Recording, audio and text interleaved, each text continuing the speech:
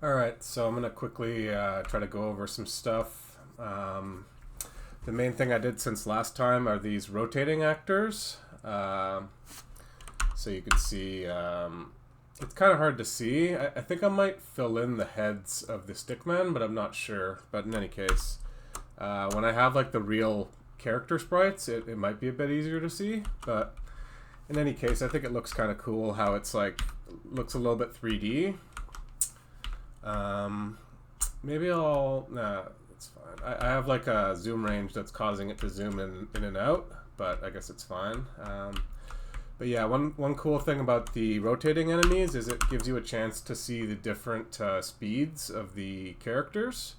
So if you look like at these characters in the middle, their frames per second is something like 12 or something like that. And then in the middle, it's like 24. And then at the very end, you see the FPS is like 60. So like the faster something's moving, the faster the character sprite move, like frames per second on the character sprite moves. But yeah, I'm kind of happy with these like rotating enemies because it looks kind of somewhat 3D. And it actually, it's not too hard. It's a little bit hard to see what's going on, but it's not so bad that it's a failure. So I'd say overall it works. It definitely works better in the simple mode, just in general, but it looks cooler in the character modes. But yeah, these actors up at the top, these top ones, the rotating ones, are duration based, where a full cycle has a certain duration. So I put it at like 5 seconds or something like that, 4 seconds. And then these actors down here are speed based. So I just give them a certain radius and then a certain speed to move around the circumference. And then, it just takes out however long it takes. But yeah, the duration based is probably going to be more what I use, but the speed based is also kind of cool. But yeah, one thing I wanted to show, I'll just try to like modify it so you can see it better. Let's zoom in here. I'll just go to like 2.5 or maybe 3. Oops. So one thing that's kind of cool, you have to look closely, but the coins, I'll try to follow it with my mouse here. The coins, they roll whatever direction they're moving in. So if you look at this coin right here that I'm following with the mouse, it's rolling left. When it moves like up here, it's rolling right, and then when it moves on the downside, it's rolling left. And then when it kind of moves vertical, it has to switch roll direction. But I think it looks kind of cool. So like you see rolling right, it's rolling right, now it's rolling left, now it's rolling right. And yeah, I kind of like how the coins have like a pseudo physics rolling to them. But you can't really tell when they're moving super quickly. But yeah, I still think it's kind of cool. And yeah, anyway, I'll just open up my list here and just see what I've done. So yeah, I explained the spinning actors. I'll just go through the list here. I don't think I'm going to show any of the code today, but it was all pretty reasonably easy to do. But yeah, the dev panels I mentioned, those are these dev panels here. I mentioned that I wanted to make them outside of the game container and just have them globally, so now I have that. So right now, when you're outside of the game, only the frames per second dev panel shows. And then when you're in the game, you get a bunch of other dev panels. And then they just kind of show and hide depending on like if you're in the game or not. And yeah, that allows me to like test the frames per second, like the performance outside of the actual game. And yeah, one thing you'll notice is, or one thing I knew, but I didn't know how bad it was. This scroll bar is super laggy. So if I turn off the scroll bar, you see it's at about 5,000 frames per second, no matter what. Whereas if I turn on the scroll bar, it goes down to about 30 frames per second. The reason is because this is a pseudo element, so it looks like an element like everything else, except the scroll bar is not a real element, and applying styles to this pseudo element is super inefficient. But I still like it. I'm still glad I did it. But yeah, it's really bad performance. And then when you like switch heads like this, the frames per sec dips down to like 20. That's also really bad, although it won't be there it dipped to 8. But part of the reason for that is because these pages are really long. They're just long test pages. So it's not as bad as it will be in the actual site. Like here it's dipping to 5 frames per second. But yeah, anyway, I can now test the performance outside of the actual game. And I have one thing here, the hotkey panel. So yeah, it just shows like all the hotkeys. So Control Y toggles the actual dev panels. And then if you look here, you'll see Control M is, I keep pressing the wrong things. Control M is graphics mode. Control B is the boundary outlines. Control I is the tiles around the perimeter. And then I added a few more. These are kind of helpful for testing. So I added invincible. So if I press Control Q, I'm now invincible. So I can't die. And it's just kind of nice for testing sometimes. And I also added a little console log so that when I turn on and off invincible, it helps to know like if it's on and off sometimes. But yeah, I don't know if this will happen on the web version, but this is just for like the local testing. And then collection, Control Z. What that means is now I can't collect any, I'll turn on invincible. So now I'm invincible and I can't collect anything. So it's just kind of nice for testing, like if I want to move past an area, but I don't want to mess up everything that's been collected, I can just turn that off. And then I can press Control Z and turn it back on. And then finally, there's the fast player. So now if I really want to like get somewhere, I can turn on fast player invincible and I'll just like, shoot across the map. So while I'm testing, I can kind of mess around with these hotkeys, and it just helps with testing.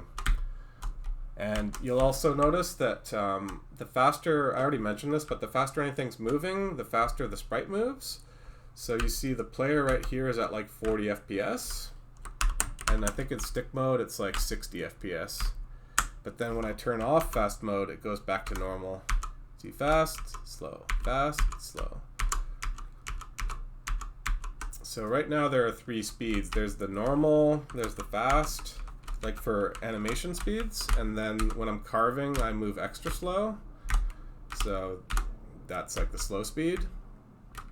But yeah, as I mentioned, you can see the speeds with these enemies here. I'm just going to play around with these enemies for a bit because they're kind of fun. See, if I try to collect all the coins, the ones around the middle are easy, and then when you try to get the ones around the corner, or around the edge, you can kind of like, it's harder to get. But yeah, I'm just going to mess around with this for a bit, get an idea of what it looks like. See, when you have like coins moving around the edge and you go further out to get them, you have to like run back into the middle before the things hit you. But yeah, anyway. So yeah, those are the dev panels. And if I like close all of them like this, I can press the, I think it was Control Y, and they'll come back. So like sometimes I don't need like a couple of them, and then when I toggle them, they those are gone. But in order to get them all back, you just close them all and then go like that, and then you get them all back.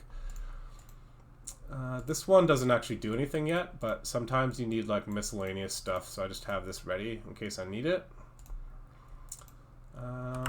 But yeah, anyway, that's the dev panels. I already mentioned all this stuff. Yeah, this is a coding related thing. I had to clean up the way the container system works because I'll just show real quick here. I fixed the stick sprites so that they're the actual size that they will be in the final sprite sheet. So you can zoom in really far on the stick and it won't blur that much. Here it's blurring a little bit, but yeah, in order to get that working, it turns out, let me just find where it is. Yeah, I had to get the sprite sheets working again, like the actual sprite sheet, where with every frame, I define a, why is that? Oh, that's weird. Oh, I messed up my sprite sheets, that's not good.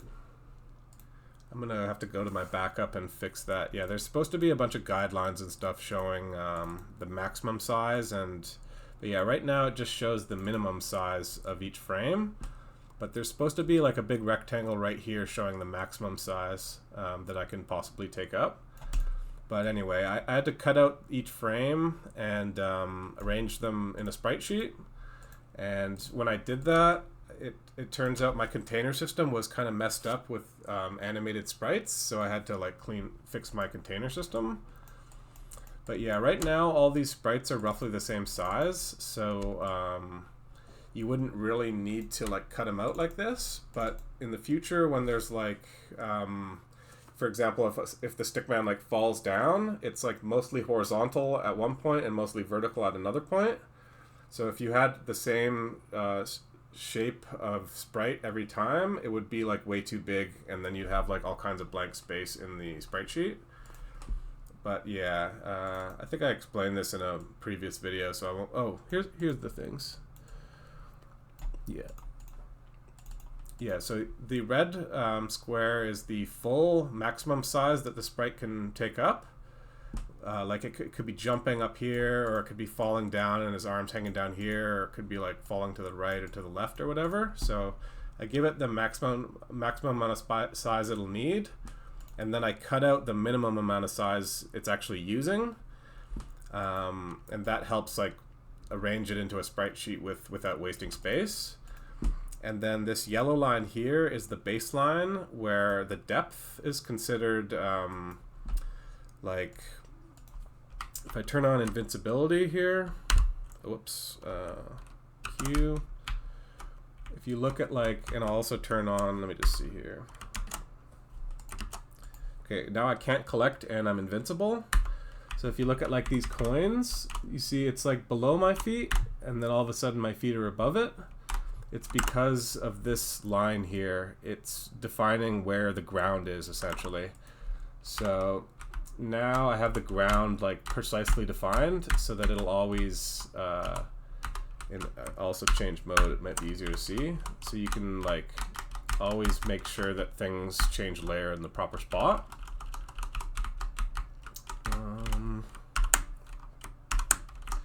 But yeah, anyway, so clean up the container system, higher quality stickman textures. Yeah, I also stopped flipping the texture halfway. So like for walking down, I used to just do half of the frames and then like reverse them using code. But I found that that's too much of a pain in the rear end, so I'm not going to do that anymore. It just creates like certain bugs where you can get stuck flipped, and I'd rather just not deal with it. So now I just animate them all directly. But yeah, I also changed the shadow modes. So it used to be that here there's no shadow, here there was also no shadow, and then the shadows would only appear in real mode. But I think you need kind of light shadows in stick mode, because otherwise it's too hard to see the boundaries. It's too hard to like too hard to guess when you're gonna hit something. So I think having light shadows in stick mode is a good compromise.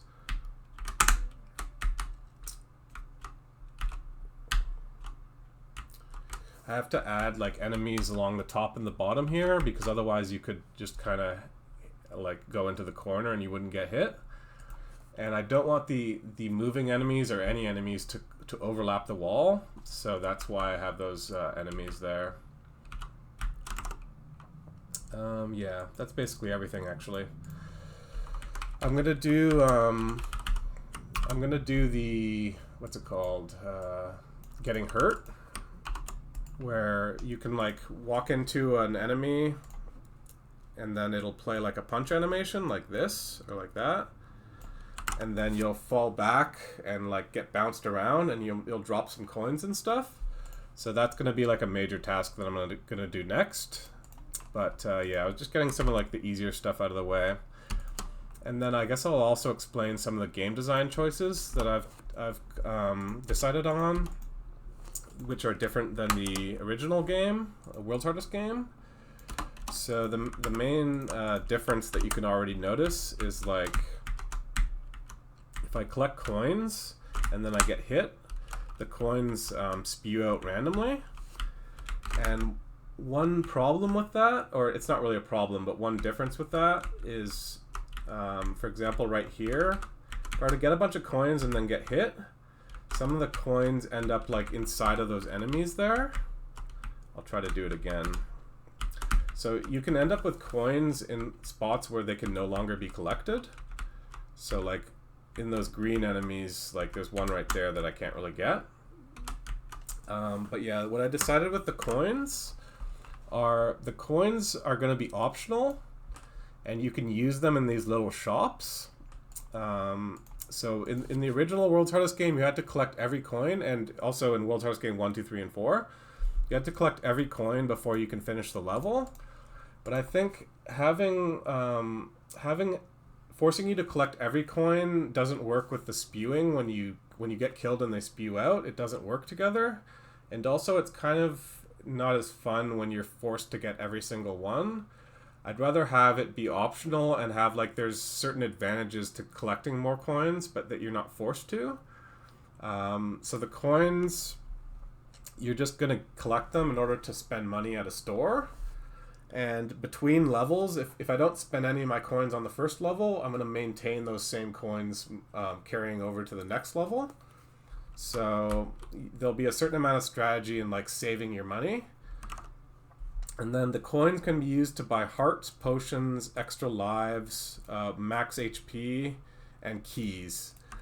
So unlike the original World's Hardest game where you have unlimited lives, you kind of need to have a set amount of lives for this type of game, because otherwise it's kind of like I want to have a health bar. I don't know. Let me just think how I want to explain it. Yeah, I don't know. I think when you have a store and coins, it doesn't really make sense to then have unlimited lives. But yeah, what I'm gonna have is it's kind of hard to explain, but the reasoning behind it, I didn't really think this through too well. I should have probably figured out how I'm gonna explain it, but yeah, the coins are gonna be when you collect them and then you die, they spew out, and whereas the keys are gonna be like perma collected. So there's gonna be like different colored keys lying around, and when you collect a key and then you die, you don't spew out the key, you just maintain it on your key ring. And once I have like one gray key, I can open all gray doors, and once I happen to have one gold key, I can open all gold doors, and so forth. And yeah, there has to be some items which you do need to collect, because otherwise it's too kind of like, I don't know. I think having everything forced to collect is bad in one way, and having everything optional is bad in another way. It's kind of better to have some of both. But yeah, if the player gets stuck, they can always like collect as many coins as they can and then buy a key at the store. But some of the keys will be like you won't be able to buy at the store, so you'll be forced to collect them. But yeah, I'm basically just trying to design it so that you get the best of both worlds. and I want there to be an element of strategy to it instead of being forced to kind of do everything like there's only one right answer. I want there to be like multiple approaches to playing the game. But yeah, one thing I also noticed was, let me just turn off the cheats here. Okay, they're off. Say for example, I was having trouble getting these coins and I kept dying. What ends up happening is if you die enough times, eventually the coin will come shooting toward the checkpoint and you'll just kind of collect it automatically. So I'll get these and then I'll die here, and then so far it hasn't happened, but you know, eventually like that. I died, but I still collected the coin because when I spewed it out, it shot toward the checkpoint. But yeah, the coins in a lot of scenarios, if you keep trying long enough, they'll eventually randomly shoot out to a spot where they're easy to get.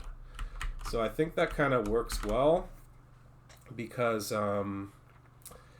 if they were to like reappear up here every time, you're forced to get them here. But I like the idea that you try your hardest to get them there a bunch of times, and you use up a bunch of lives trying to get them over there, and then if you really can't do it, you'll eventually get the option of kind of circumventing that, but it'll be at the cost of losing a bunch of lives in the process. But yeah, anyway, I think I'll try to give a more concise, like better explanation in the future once I kind of get this stuff like programmed in, and also the way they spew out right now is not the way it's going to be in the real game. Right now it's a lot more random than it will be. But anyway, yeah, I'm kind of sick right now, and I'm kind of out of it, so I'm not really explaining things too well. But that's it for now. I'm gonna try to do the getting punched and getting hurt and getting knocked around. That's going to be like one of the harder tasks that I have to do. That's what I'm going to do next. So that'll be a cool video, I think, when it's working. I don't know how long it's going to take, but hopefully like a week or so. But yeah, I'm going to focus on that and the health bar.